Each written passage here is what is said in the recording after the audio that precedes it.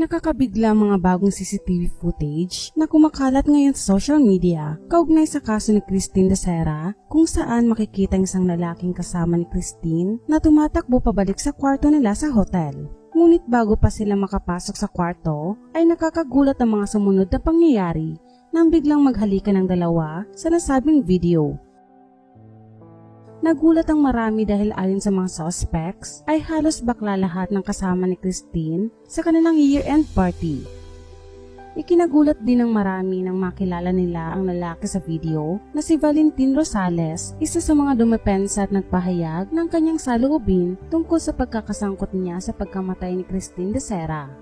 Dahil sa mabilis na pagkalat ng panibagong CCTV footage, mabilis din ang mga pambabatikos ang natanggap ni Valentin Rosales. Dahil dito ay agad siyang nagbigay ng pahayag tungkol dito at sa muli ay dinipensa nito ang kanyang sarili. Anito sa kanyang bagong Facebook post, "Ito full video without cuts para makita for everyone's full transparency. Grabe media ha, mag-i-edit na naman, hindi pinakita yung buo, kinakat lang. To clear the smoke mga best, and to everyone na nakakakilala sa akin. Closely watch who initiated it. The timestamp was around 2 AM, which is clearly early pa. Don't fully judge without watching the whole video. Ang dami pang ek-eklatik na ganap, pabalik-balik ng room after nyan. Number 1, who initiated it? Number 2, how I tried to keep pressing the doorbell so someone would open the door. Number 3, my friends and I know how wild Tin can be when she's drunk. Number 4, when I said best ano ka ba?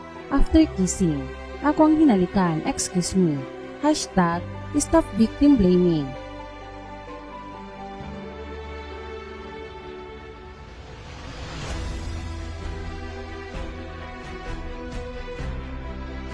Kat-kat pa kayo dyan, may buong bida ko. Sorry, ganda lang. Kasunod nito, ay inamin din ni Valentin na si Gregorio de Guzman ang sinasabi niyang boyfriend niya na kasama nila ni Christine sa nasabing party. Nagbahagi rin ito ng kanilang conversation ni Gregorio de Guzman na nagdadamayan sa kanilang sitwasyon ngayon. At nilagyan niya ito ng caption na, "I love you Gregorio de Guzman." Narito naman ang mga comment ng mga netizens tungkol dito.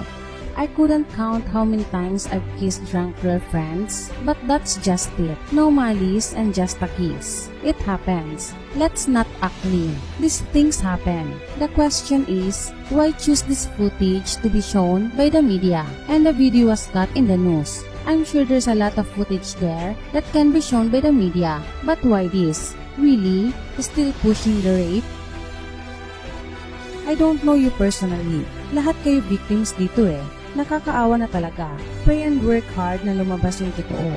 Yung video clip sa news, hindi complete and it can tweak the minds of the people." Anong masasabi nyo sa video nito? Just comment your reaction.